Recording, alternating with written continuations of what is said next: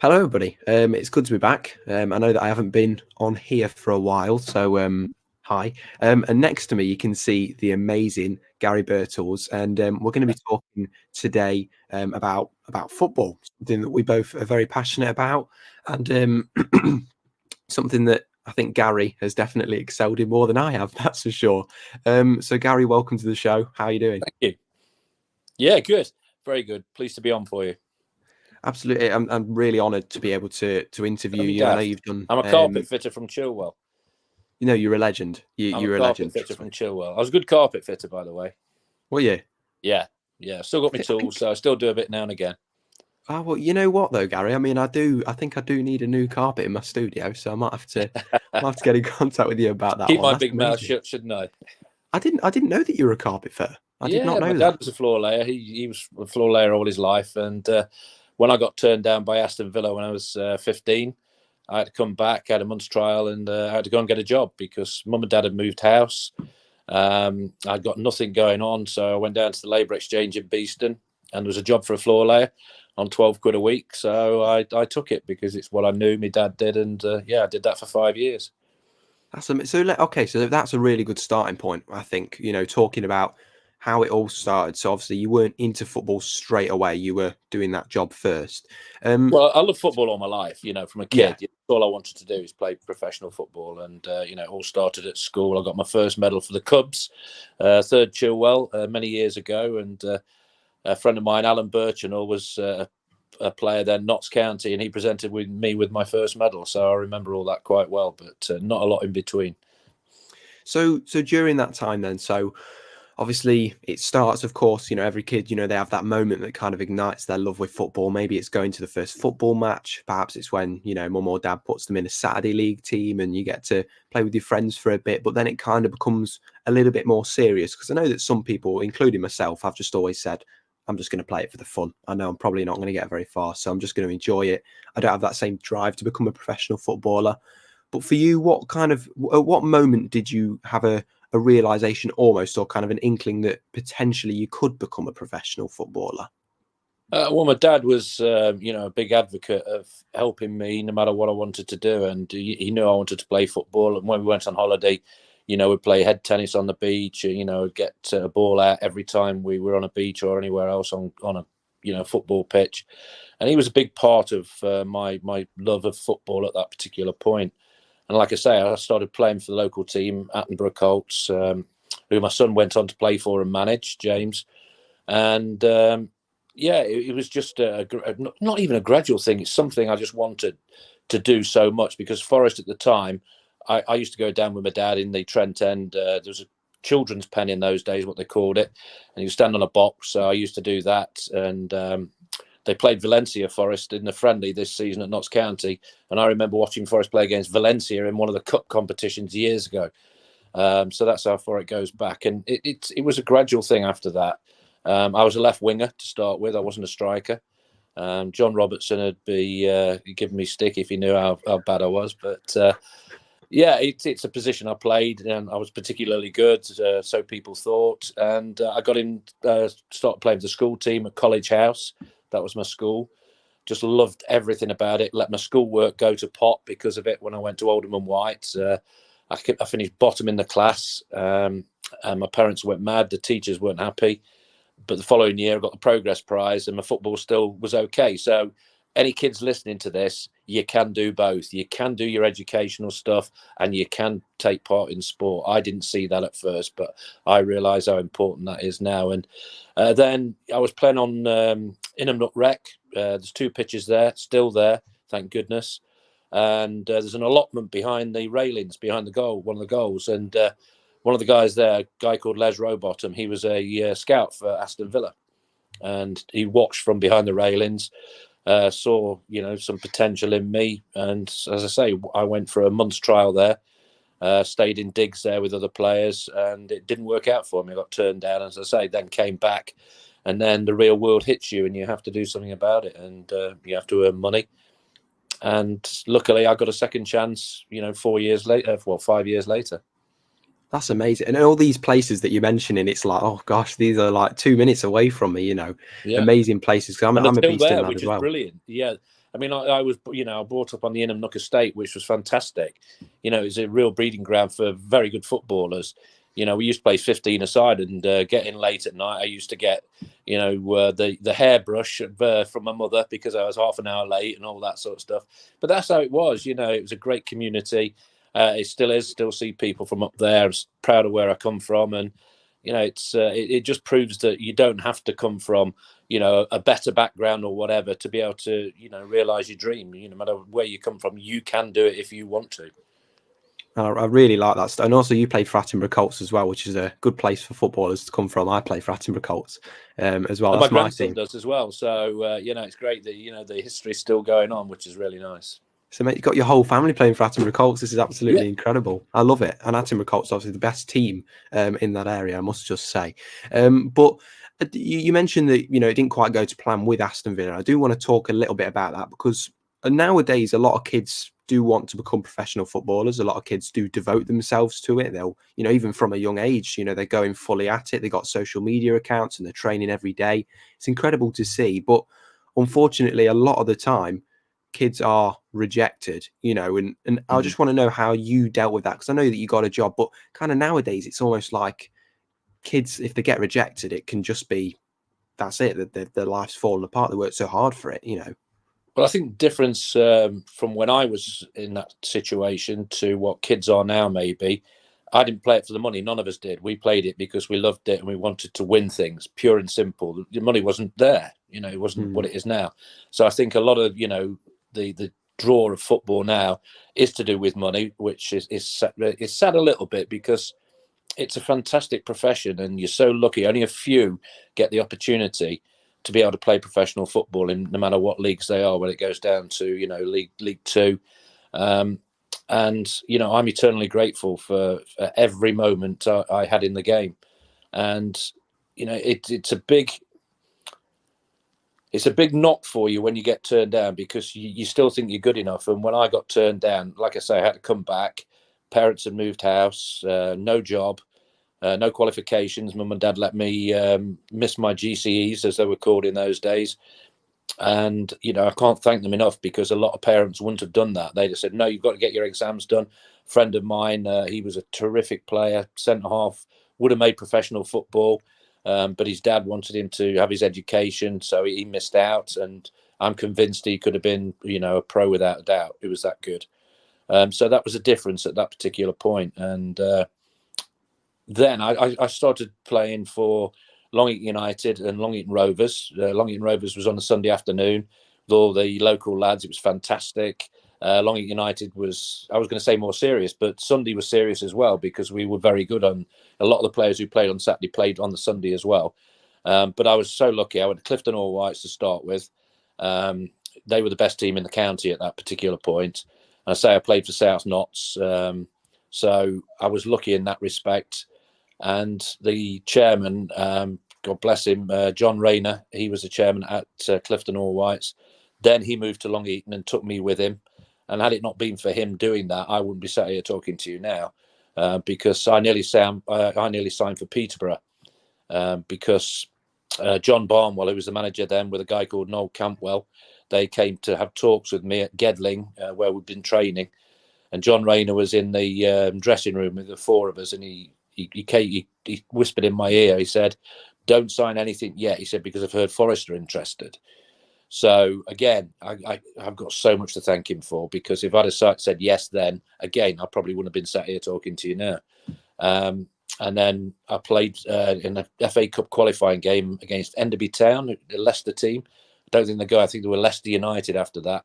And Brian Clough came to watch me because he'd heard reports about me from a previous game when we got beat by Burton Albion 4-1 in a cup game at Burton. And a Forest legend called Ian Storymore was at the game. He played for Man United, recommended me to Manchester United. Mr. Clough heard about it and said, nobody's going anywhere until I've seen him. So came and saw me at that game. I got carried off because the centre-half went straight through me. I came back on, and that's where his first famous saying came into play. the half-time Bovril was better than Birtles' performance. So, but he still signed me. Gave me a month's trial, and it all worked out. Wow, that must be incredible. I mean, obviously Brian Clough, perhaps the best manager that England never had. Yeah, without a doubt. I'll just go back a little bit because that in between that playing a non-league, I was thinking of taking squash professionally because I love squash, and I was, I say it myself, I was very good at squash. But luckily, football came in again, and I got that second chance, which I didn't think I'd get. And then, of course, I started playing squash because the gaffer had heard that I was pretty good at squash, and I had to play with him on many occasions. No way! So you got to play squash with Brian Clough? Who won? You've never heard that story? I can't believe you must be the only man in Nottingham who hasn't heard that story. I've not heard that story. Well, yeah. When I was in the reserves, I used to get dragged off the training pitch, caked in mud because our training ground was just a mud heap, and one of the apprentices had come down who was maybe injured and said, "Right, guys, you've got to go and play squash with the gaffer." So I'd go up back there, caked in mud. He'd put a towel on his passenger side car seat. We go across the Trent cricket ground where there were squash courts and play an hour squash with him. And when you're in the reserves, in squash, if you go across somebody, if you go across your opponent and not let them get the ball or not, intentionally, you ask if, would they like the point again? Of course, I said no every time because he was the gaffer and I just let him have the point where, despite that. But yeah, that was an interesting time. And I can remember one time playing squash on the day we played Derby County Reserves at the City Ground, because that's where you played your reserve games in those days. And I think it was about 2,500 people there. It was a, noisy environment as you'd expect. And I thought, because I played an hour squash, I was a bit tired. If I did anything wrong, he'd forgive me a little bit. And the first mistake I made, I heard this shout from the stand. You can always hear his voice. I won't say what he said, but it was him giving me a right rollicking for not doing the right thing. And I thought, okay, right, I've got to get this sorted. And yeah, that was him. That was him. Wow, because he was a special manager with obviously great footballing knowledge, but he was also very, I don't know how to describe his personality without was brilliant. Yeah, his man management was brilliant. He got to know everybody's him and Peter Taylor, because the two of them together were absolutely fantastic. And they got to know everybody's ways they go about things, what they did off the pitch, and they wanted to know about your character. There were strong characters, there were weaker characters. They knew who they could give a rollicking to and who they could put an arm round. And it was fantastic to watch that, because they got it exactly right. I mean, with that European Cup winning side, your Larry Lloyds and your Kenny Burns were the effervescent ones who would, go back at him and things like that. They weren't scared of him.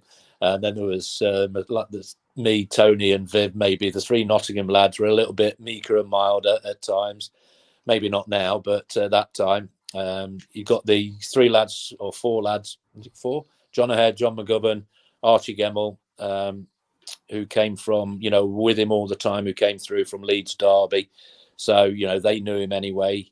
And then you had everybody else, then Schultz came in, Francis. And when Francis came in, Trevor, bless him, he came in and the first thing he was told to do was make a pot of tea for the lads. This first £1 million player. And the first thing he had to do was make a pot of tea and then go and play for the A team down at Nottingham University on one of the pitches there. So that was to say, right, don't think you're £1 million player. You're one of us. And Trevor always said that was probably the best thing that could have happened to him on that particular occasion. I was going to ask that because be humble. Being humble is such an important thing, and obviously some footballers nowadays, they've got quite a large ego, and there's not really much humbling going on within a team. And obviously Brian Clough, from what I can hear, cultivated a good atmosphere from keeping everybody humble. And wasn't boot cleaning something as well that went on? No, the apprentices did that in those days. The apprentices did everything. They cleaned the stands and all that. They got out. Luckily, I was never an apprentice because, I came in at 20, and you as apprentices, you come out, very early. But no, what we did do, and we weren't made to. He wanted us to go to hospitals to see, kids in hospital. I remember me and Viv Anderson going and playing wheelchair football at Mansfield, which was just incredible, because it was so intense. We got knocked over a couple of times, and we did things like that. We went to bowls. I can remember playing Crown Green bowls in Nottingham because somebody had asked if we could go, and we did things like that. And it was nice to be able to do something in the community and give something back. And we always encourage the kids to be, that you can have a dream. That was my dream all the time, and you can do it no matter from what background you come from. And people have got to, kids have got to realize that. Never think you're not good enough. You are good enough. Whatever what you want to do, you can do if you want it badly enough. And I see kids now, and that's the advice I give them. And hopefully they take it on board, and they do whatever they want to do professionally, and it's great to see. Well, a lot of young people do listen to this. I'm sure that they'll appreciate your message as well, because obviously it's A-level results day today at the time of recording. So I know that a lot of people are worried. A lot of my friends are worried. So I just want to give a shout out to a young lad called Daniel, who I know is having his A-level results today. And he's really worried, but I've already told him, it's all going to be okay. But I think there's a lot of pressure piled onto young people today about education. I think it's overly pressured as well. My kids are delighted that myself and my ex-wife and my wife with my daughter, we never put any pressure on them. We just gave them confidence to go out and say, right, as long as you do your best, that's fine. If it doesn't work, we know you've tried your best. And if you put pressure on kids, it affects them, and you don't want to see that. And my 4 kids have all turned out absolutely brilliantly. I'm very, very fortunate, in that respect. So, don't take the pressure off them. Let them flourish. Let them, do what they have to. Encourage them to do it. Yeah, but there's something out there for everybody, and if you want it and you want it badly enough, and you have to work hard for it. I mean, I had to work hard for it. But my education did suffer for it, and that's one thing I do regret, because I'm not daft. I'm quite. People tell me quite intelligent. So that's the most important thing. Always listen to your parents and always listen to your teachers, because they are paramount in your life from an early age. Teachers are so important, and I don't think we realised that as we were growing up, but they are. And listen to every piece of advice you're given. It's not always good advice, but then you can assimilate that and say, right, well, yeah, that makes a lot of sense. I'm not sure about that though. And that's what I learned to do. Take all that advice on board from people who know what they're talking about. And it's a good way to look at things. And hopefully, kids can learn from that. 100%. And then some do struggle to listen to people a little bit older than them, but I'm sure they soon come to realize, they do know best. They've got a lot more experience than, the younger people, for example. And I know that for a fact, because I've taken advice off people. I'm always taking advice off people all the time. That's it. You're a sponge. You can learn through that. I mean, I'm not saying everything was better in our day, because it wasn't. We had the time of our life because there were no mobile phones, there was no social media. We had a brilliant time because all we want to do is play football. I feel sorry for professional footballers now, because of social media, because of that pressure, because everybody wants a selfie with them when they're out with their wife and the kids and everything. And it can become, a real, burden on them. Some take it in the stride, some find it difficult. And you hear about all these awful stories of when players are away that, footballers are being robbed, the houses are being, so I've got a lot of, sympathy. People ask me now, I bet you wish you were playing now. I said, no, I don't. Yeah, a few more quid would be nice, but I wouldn't change when I played for the world. It was absolutely brilliant. And you played for some brilliant sides, obviously, Forest, and you mentioned earlier with the European Cups as well in 79 and 80, I believe it was. So a little bit before, I didn't get to watch that, unfortunately, but my dad did, and he always said it was, at least you didn't say your granddad then, so that was definitely no. I wasn't going to say that. I thought I'm going to say how this. I'm going to say you're very correctly kind. And my dad, he always tells me about it. He always says, I remember the days when Forest, starts the conversation with back in the day. Forest used to be absolutely everyone back in the day. And before this season, it was always they can't bloody do it anymore. But those were, incredible times for Forest to be able to win 2 very prestigious trophies in that element, and then other trophies along the way as well. How can you describe that moment when you won your first European Cup? Because massive trophy and with a brilliant team too.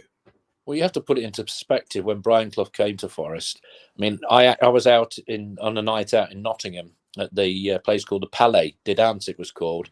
It was the place that they had a revolving dance floor, the first one in the country. And we were there, and there's a massive petition going around, paper petition, because there's no, you couldn't do anything else in those days. It was massive to get Brian Clough to come as manager of Forest, and I actually signed that, when I was out on a night out, and then I was lucky enough to sign for them. And when he came, I think 5 players out the lot went on to win 2 European Cups from when he came in as manager with Peter Taylor, and that is staggering. Because Liverpool, the best team in the world football at that particular point, were winning everything. Nobody could touch them. And for 2 years, they couldn't beat us. And that still rankles a little bit with them now. I speak to Phil Thompson, who I work with at Sky, and Graham Souness, fantastic world-class players. And they're still a little bit bitter, because Graham Souness said, we played them. Every time we played them, we were so much better. We had all the ball, but we couldn't break them down. They were that good. The discipline was that good. And that discipline has helped me through the rest of my life. The discipline that Brian Clough and Peter Taylor gave us as footballers stuck with you, because he used to have a saying, remember who you are, where you are, and who you represent. And that always stuck with me right through, when you go out, you're representing your family, you're representing yourself, and you're representing the football club. So act accordingly. Don't act like a buffoon. Sometimes you do, because you go out drinking. There was a drinking culture in those days. I think we'd have won 4 European Cups if we hadn't drunk so much. But, 2 wasn't bad. And, for Liverpool greats to say that about us, still, puts a big smile on your face, because they were the best without a doubt. And, what we won in those 5 years when, I signed in 76 and I made my debut 79. 78, 79. Well, I made my debut against Hull City in midfield in the second division, which is a championship. And he played me in midfield because that was where I was playing for the reserves. And I was not very good. And afterwards he said, son, if I ever play in midfield again, give me a shotgun. So that's how good my performance actually was. So then I went up front, and within 79 to 82, I'd played 3 times for my country. I'd been voted Young European Player of the Year. I'd won 2 European Cups, a League Cup and a Super Cup. That's how important Brian Clough and Peter Taylor were to Nottingham Forest Football Club. Wow. All of those things, in the space of that time, most people would just dream of winning just one of them, or to be able to witness one of them. To be able to witness Forest winning any kind of European trophy would be a dream for me, but to play in that and win it as well, absolutely immense. And obviously these are things that you've carried along with you in your memory forever as well, so, and I can imagine people still come and ask you questions about that. I'm sure they do, obviously, like myself, and you've been on the Garibaldi Red podcast. I know, people still ask you about that. Of course they do. And it's still my job, because I was a professional footballer, because I was successful with the club. We've never craved, any of the lads have never craved it. We did it because it was our job. We didn't do it for money. And, it's annoyed us all a little bit. Well, quite a lot, actually, that over the years, certain managers have come to the football club and sort of said, well, you can't live in the past and all this. And they've trashed the history of, sort of what we created. And there was no reason to do that, because we weren't big-headed about it. We just got on with our lives. And, they took photos down. And that's why Steve Cooper coming in has been absolutely so special, because he's embraced everything about the football club. And he wants to know about what we did in those days under Brian Clough, how we trained, what we did, out of, when we were playing. And to have somebody do that has just been, a breath of fresh air. And we're all just delighted that now there's a new generation has taken, the baton and gone into the Premier League. And hopefully, that will continue for a long time to come. 23 years as well out of it. It's an incredible time period. And obviously, it's fair to say, and this is in no disrespect to any manager, because it's not an easy job to manage a football team, I'm sure, but we've not had a very good run with a lot of managers over the last, decade or so, and Steve Cooper coming in at the time, I kind of thought, I don't really know much about him. Chris Wilder was my choice. I've always said that. And obviously Steve Cooper came in, but trusted in what the club had to say about it. and they got it right. You know, Steve Cooper, very good manager, and as you say, embraces the club's history and also what they're going to create as well, instead of just forgetting the other one and thinking about the future only, you know, which is really important. So I do want to ask you about that. You know, how does it feel to see Forest in the Premier League now with a manager like Steve Cooper? It feels absolutely brilliant. I can't describe the delight I found in the Sheffield United games, and then the final. The final was the worst 96 minutes watching I've ever had in my life, along with a lot of Forest supporters, I'm sure. But they got the job done. Doesn't matter. Own goal. Brian Clough would have been looking down with a big smile on his face. 1-0, clean sheet, own goal. Doesn't matter. You're in the Premier League. Fantastic. And the Sheffield United second leg, we all thought we were there, but Sheffield United gave us a bit of a scare. And, that was more emotional for me than the actual final, because we'd never got to the playoff final before. And, being born and bred Nottingham and lucky enough to play for both teams, Notts County as well, it's a real, joy to see, your local teams doing well. And to see the manager who's done it, who is just one top guy in every sense. He asked us to go to watch training. He asked us to go back when they got through to the Premier League. We went back and just had a couple of drinks at the hotel with him and the squad, which was really nice. It's just a total turnaround from what it's been before, and what they've done. I think from the owner upwards, the owner's been absolutely magnificent. You can't say how brilliant he's been. Without him, we wouldn't be where we are now. We've seen a lot of other clubs with owners who do it different ways. He's continued through COVID to put money in when there were no crowds, paying the wages and all that sort of stuff.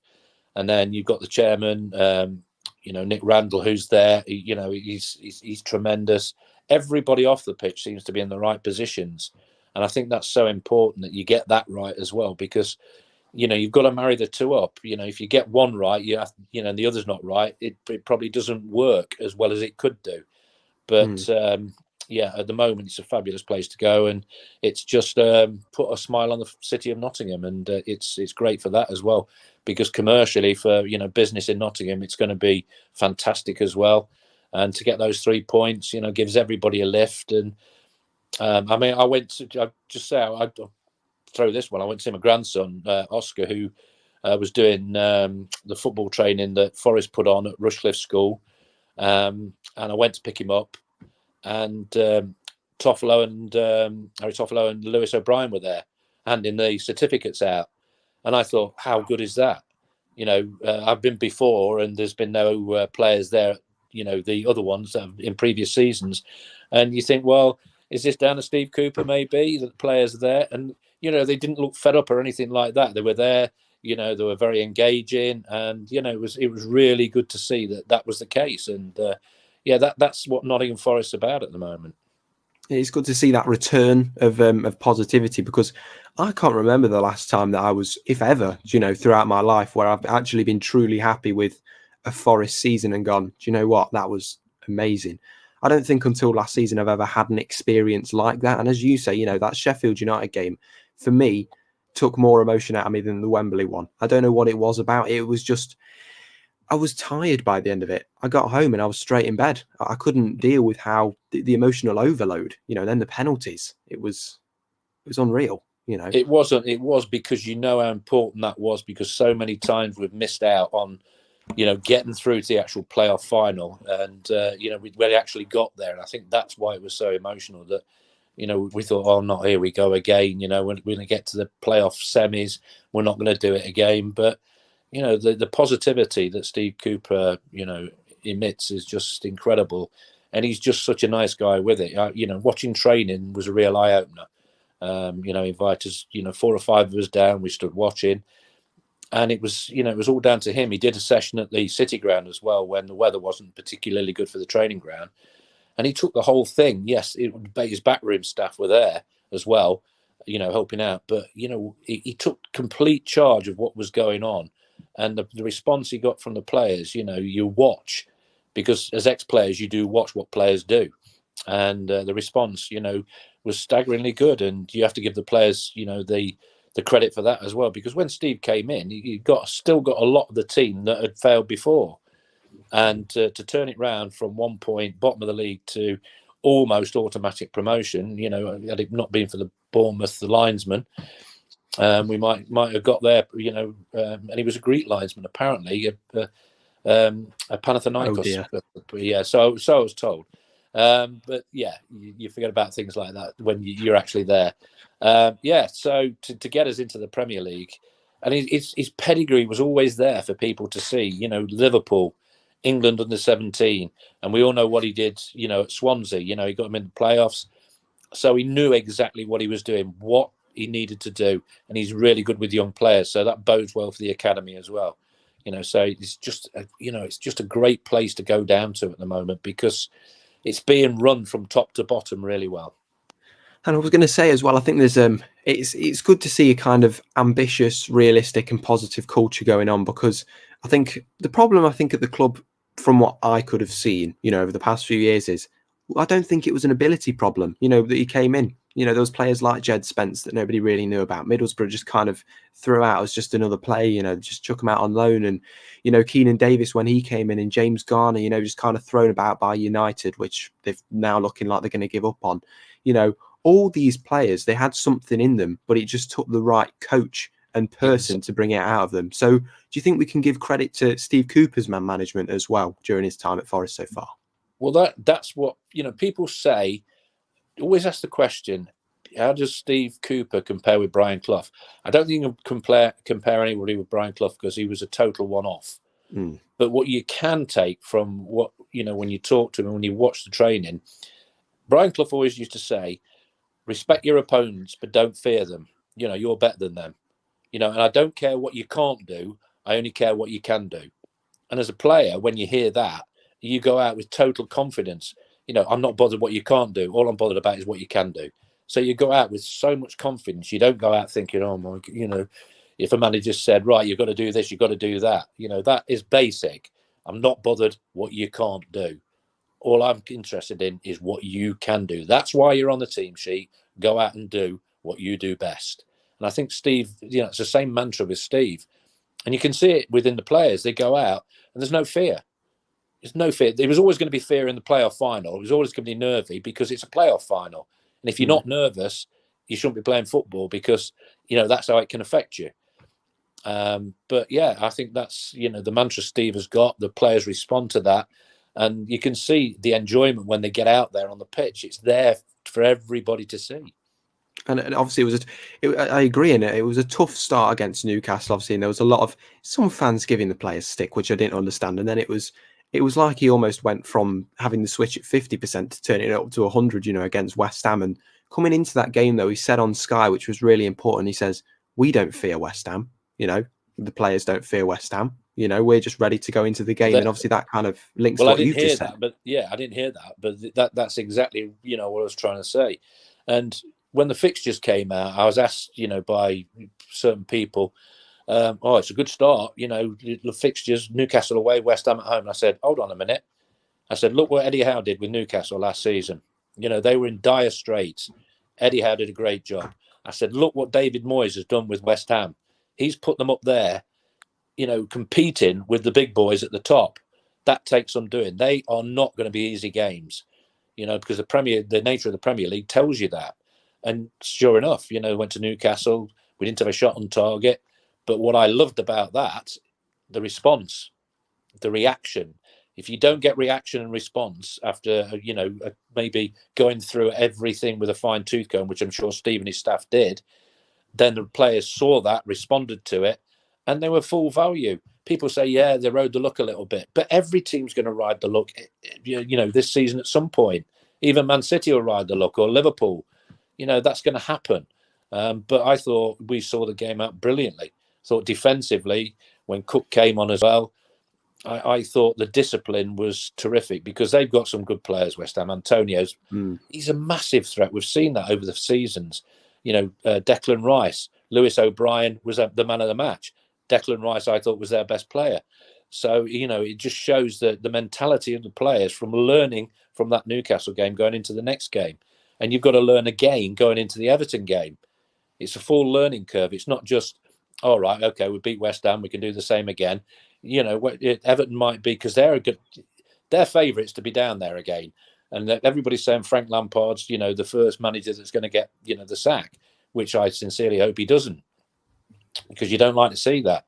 But they'll be picking holes in, Everton's the way they play, and then the players will learn a little bit more. It's baby steps, but they're learning, hopefully with every game.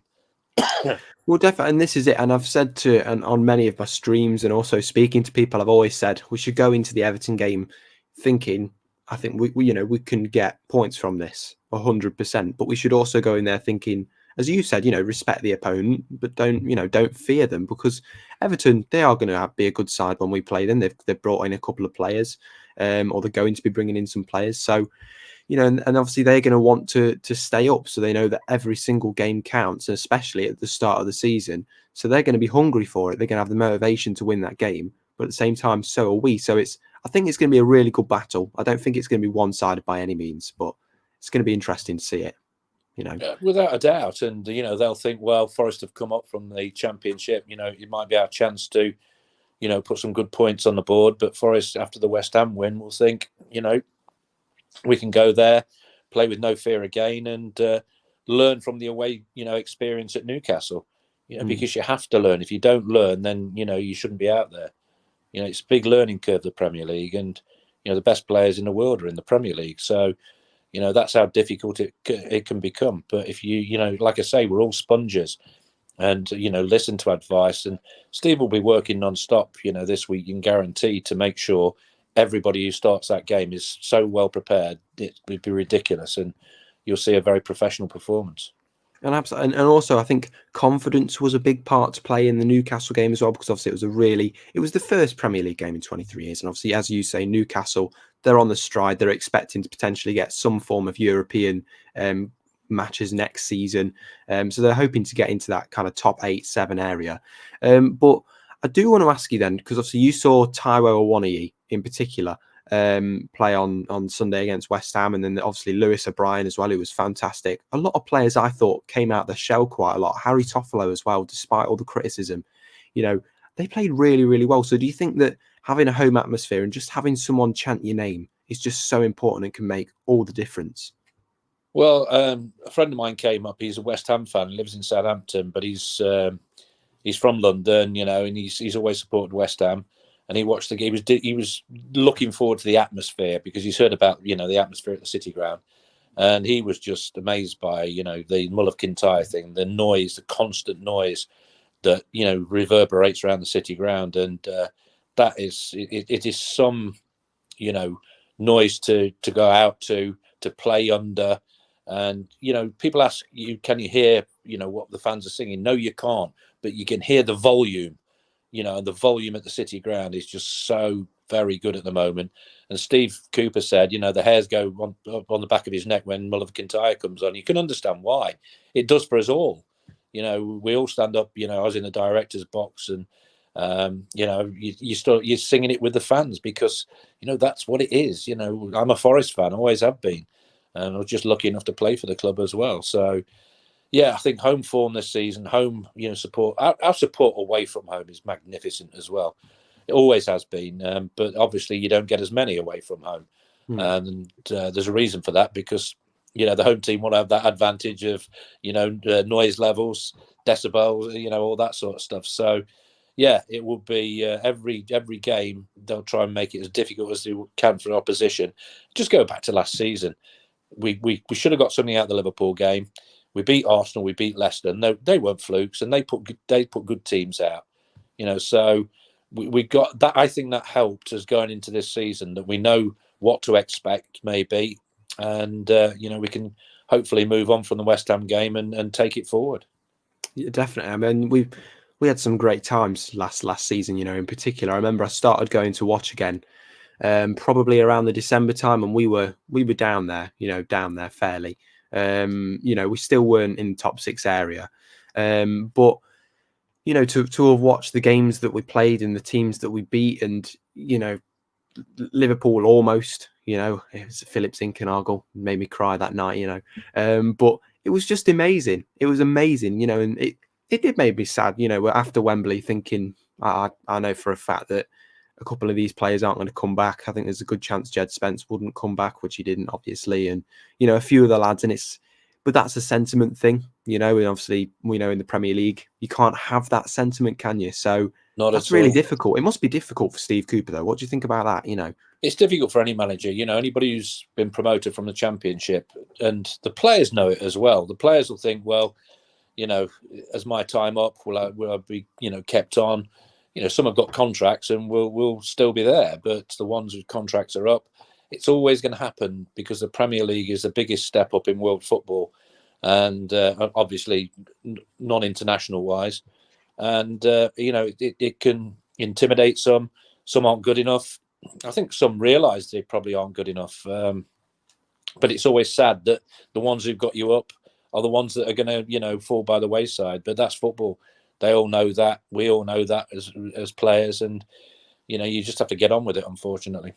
And it doesn't feel like, from what we can see, or from a kind of a bystander's view, that there was any kind of toxic atmosphere around Forest when that happened. When players did leave, it was always very respectful. Obviously, Joe Lolly's gone to Sydney over in Australia now. He was injury prone, and even through the darkest times of the last 3 or 4 years, he's been there, cutting from the wing into the middle and having a long shot. That 5-5 game against Aston Villa, you know that game, memories that we have with those players. But it didn't seem like there was any kind of harsh or, as I say, toxic atmosphere when they left. It was all very respectful of Steve Cooper and the club, and I really, really like that element to it, because there's sometimes when players leave, the likes of Paul Pogba at United and other players. I think a lot of United players at the moment, it can be a little bit toxic, which is it's really sad to see.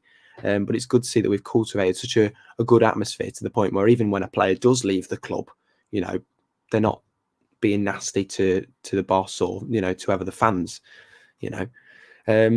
But yeah, I don't think there's any reason to be, especially with Steve. He's a very honest. He's very,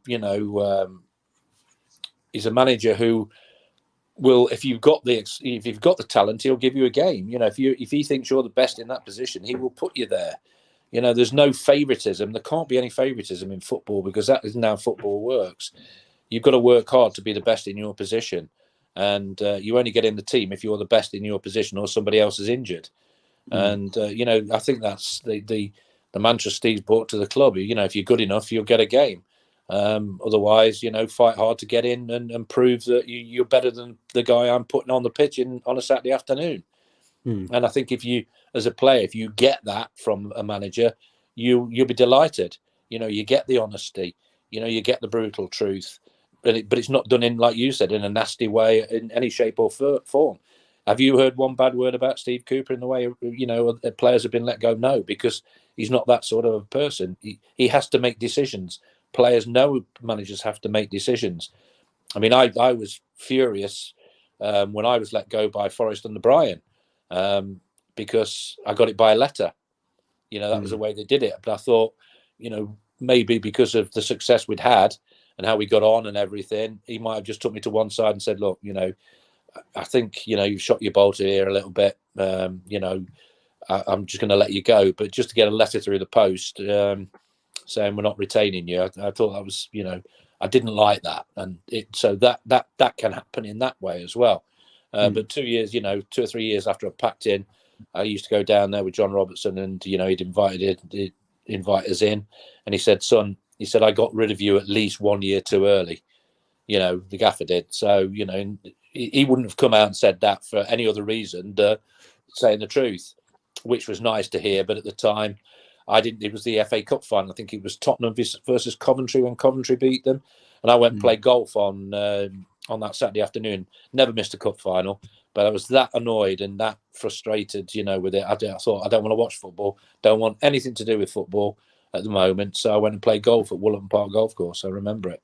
But you get over it, and you get on with it. And I was looking at the end of my career to have 2 years at Grimsby where we got automatic promotion. Yeah, and I do want to ask you about that, kind of nearing the end of your career and at the end of your career. Sometimes footballers nowadays, in particular in the non-leagues and the lower leagues that aren't earning huge, vast sums of money, we're not talking, kind of anywhere under £1,000 a week, because some players are on 250 quid a week, at various teams or less, and they've still got to earn a living. Some of them have got part-time jobs. I know that Altrincham, a non-league team, have actually only just started to go full-time with football, because before that, a lot of them were plumbers or, plasterers, carpet fitters. Yeah, carpet fitters. Things like this, though, it's still a thing in football. And obviously, it's that after part. Some footballers do really, really struggle, with various issues. And I want to kind of talk to you about your after football, and what you're doing now. Well, I'll just go back to Grimsby because I was at Notts County, and you're expecting the phone to ring. And the phone, obviously, when you get over 30, doesn't ring as much as it does when you're under 30. We nearly got promoted at Notts County. We got knocked out in the playoffs, semi-final against Walsall. One of the worst moments of my career. One of the drunkest moments I've got afterwards. I felt devastated. We should have got promoted. But then Alan Buckley phoned me and asked. I went up there for talks with him, and I said, what sort of football do you play? He said, we play 4-4-2. We get it down and pass it. I said, give me a pen. He said, well, you've not heard how much I'm offering you yet. I said, just give me, he said, 300 quid a week. I said, give me a pen. I'm signing now. So I was on 300 quid a week at Grimsby and had the best 2 years of my career. I enjoyed those 2 years as much as I did the European Cup years because of Alan Buckley, because of the lads who were there. It was just absolutely staggeringly good. And watching young lads, because there were quite a few, enjoy what we were doing was just a fantastic way to finish my career. And I do want to ask you then, throughout your career, who would you say are maybe the 3 best players that you ever played with, and why? Tough question, I know. 3 best players. Well, John Robertson by a country mile was the best. Mm-hmm. I wish you'd have asked me this before. I'm trying to think. Obviously, I played at Manchester United, so I have to say Brian Robson, because I was one of the best trainers at Forest, and I thought I was going to be the best trainer at United. And Brian was just, a different class training-wise, so professional about it. But the drinking culture was there then, and it staggered me how, he still did it. And I still did it really because of that era. And so you have to say Brian. I'm trying to think who else, because I played for England as well, and I played with Terry McDermott, and he was different class as well. The way he went about playing football. Are you talking about Forest players or just in general? Any throughout your career, yeah, just any players, any club. God dear me. I mean, there are so many at Forest I could say, because to play with that group of players, I just felt so privileged. I got to play with Tony Woodcock up front, who was brilliant. Viv Anderson. I couldn't really pick 3 out. I could only pick the one out, which John Robertson was by far the best. And I played with some excellent players. Just mentioned Brian Robson. I played with Martin Buck and Lou Macari. Sammy McElroy, Joe Jordan, people like that. Man United, Steve Coppell. Lucky enough to play with players like that. And I've already mentioned Phil Thompson. Within the England squad. There's so many great players I was lucky enough to play with and against. So, but that's as far as I'll go then. Okay, well, I do want to touch on England, actually, to represent your country as well. How did that feel to wear that England shirt and to be able to represent? It must just be a sensational feeling. Well, I mean, that's the pinnacle of whatever job you do, you're looking to get to the top of your profession. And that is obviously the top of my profession. And, for someone, I was playing non-league football at 20, thinking my chance had gone. And all of a sudden, I've got 3 caps for England, three nice easy ones. Argentina was my debut. They were the world champions. They just won the World Cup. That's when Maradona was just coming in. And that was at Wembley. That was my debut. The other 2 games were Romania in a World Cup qualifier away and Italy in the European Championships in Italy. So in those days, there was a thing called the Hope. It was like I can't even remember it now, where it was England, Scotland, Wales, Ireland all played against each other. And that's where you usually got your debuts for each country. It was a difficult start, but just so proud to, represent my country 3 times, because at that time, the places up front were so hard fought after. There were so many great strikers in the in the game at that particular point, that to actually get involved in that was just staggering. Yeah. And obviously a great career. You played with some great players, great clubs, and obviously then the after part of your career comes. And then I know you do a lot of things within the sports broadcasting world. So I do kind of want to know a little bit about, what you did, after the moment that you retired. Was it straight into sports broadcasting, or was it a bit of time? Or No, it wasn't like that at all. It was a little bit of woe, actually, because you think, the career you've had, that finished, the phone will ring and people want you to, come and get involved in, radio, television, maybe, or coaching at some point. And the phone was just dead. And I had to go on the dole, which was the most, I don't know the right word to use.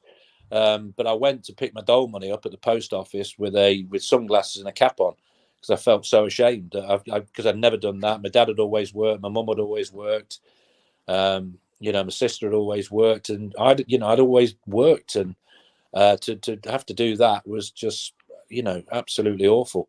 Didn't last long because I went to work for the local BBC, and did the radio with Colin Slater. And we did Notts County games, and then I was lucky enough to get taken on by Darren Fletcher at Century Radio, where we did Leicester, Forest, Derby, and Notts County on occasions. Did a football phone in there as well, which was fantastic, and that's how I got in. From that point on, I've been in the media ever since. I got a job with Sky, and still working for Sky, which is brilliant. Love every minute of that. And it's just great to get into that side of it, because I was never that interested in going into coaching. I had one spell as a manager at Gresley Rovers, where myself and Paul Futcher, he was the manager, I was assistant. We won the league by 10 points. Should have gone into the 4th division as it was then, but our ground wasn't good enough. So the team underneath us, they went up instead of us. And then he left and I took over. We got to the first round of the FA Cup, where we lost to Walsall at Walsall 1-0. And we were top of the league by December. By January, things had changed, and they sacked me in the January. So that put me off totally, and I never went back into it after that. So it's not something I miss. I miss playing, but I think that side of it is very difficult because it's 24/7. So I'm just happy doing working with Sky and being able to watch Forest as well.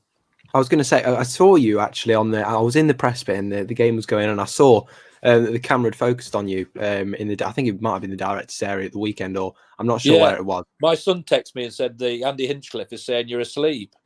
And I wasn't asleep. I was just looking at my phone and, texting. I was not asleep. I guarantee everybody of that. I thought to myself, I did think, what's going on there? When I see Hinchcliffe, he's going to get a right mouthful. Believe me, but he's a cracking lad, and I know he's only doing it as a wind-up. Yeah, I was going to say, I was looking, thinking, oh, okay, what's going on? I thought they were playing quite exciting there, but no, I mean, there was Sean Dyche there as well, obviously the owner as well. Who I didn't see Sean there. Yeah, Sean Dyche was there.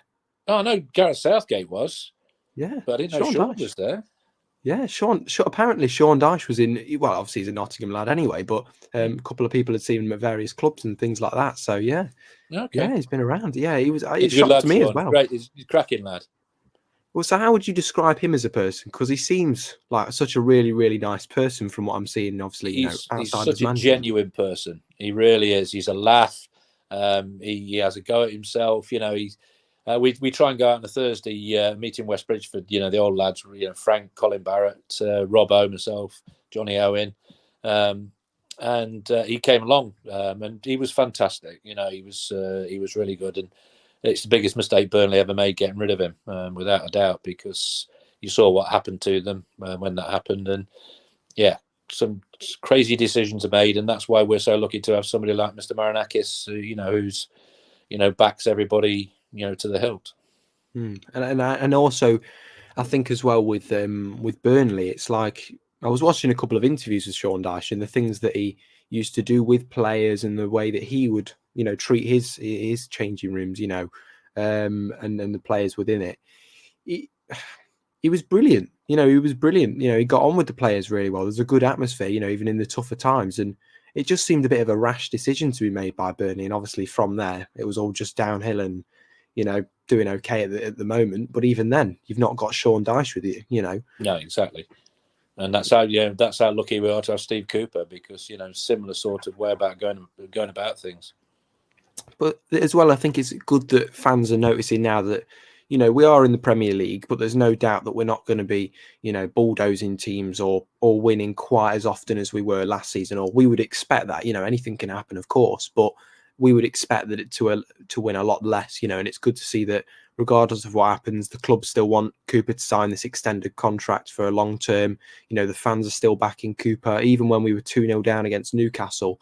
The fans did not stop singing once. They never, ever stopped singing. At times we were singing more than Newcastle, and the compliments we were getting from the Newcastle fans was incredible. I was getting people messaging me saying, wow, Forest, one of the best away teams that they've seen come to the ground in years, and even they've had their dark times at Newcastle. So anything's possible, anything's possible. Without a doubt. And obviously the owners want to build a bright future for Forest, and I think they're very, very capable of doing that.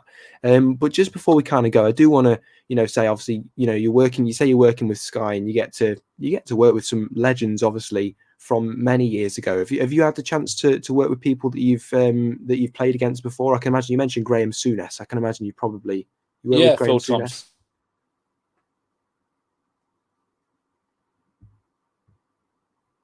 With people like that, Alan McInally, people like him, and Matt Letizia, Paul Merson, Jeff Stellings, top bloke.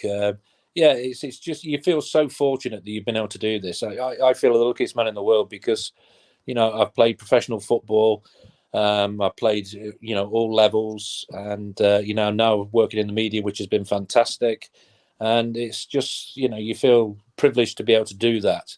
And you're lucky to, my family are fantastic, and it's just been, that you have the downs. I mean, my wife passed away last year, and that was devastating. She got pancreatic cancer in 2019, and put a hell of a battle up. And so, you have to try and equalize things out. It's not easy, but so life isn't always easy. But I just feel so fortunate to have been able to do what I did professionally.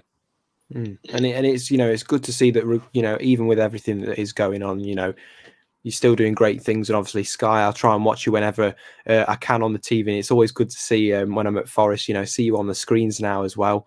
Because usually I'd have to kind of poke my head up above the tables to kind of have a look and see who's down there and put my glasses on. But now I can just look on the screens, which is brilliant. So thank you, Forest, for doing that. Much appreciated. And I get to watch Sky Sports just before the game. Who can go wrong with that? There you go. I could not afford Sky Sports by myself at the moment. So, but it's amazing. But listen, Garry, it's been honestly the privilege of my life to be able to come and speak to you. Obviously, in this form, I've only been able to speak to you briefly. We'd met a few years ago. I remember it was with my granddad. We were in the restaurant at the Vic. I remember, and I came round the corner just out the door. I'm there on Sunday, so yeah. And you're there on Sunday as well, which is even better. And I remember sitting down and my granddad going, "This is Garry Birtles, and he's won this trophy." And I was going, "Oh my God, no way!" So I'm normal. You see, there you go. Carpet fitter from Chilwell. That's exactly. Carpet fitter from Chilwell that's won 2 European Cups. How often do you hear that? Almost never. Yeah. Amazing. Honestly, it's been a privilege to speak to you, and it's been a pleasure anytime. And hopefully we'll get you on again soon. But for everybody that's enjoyed this interview, Garry Birtles, the amazing, and thank you all very much for listening, and have an absolutely fantastic day. And stay tuned for more interviews. Thank you, everybody. Thanks a lot, Jay.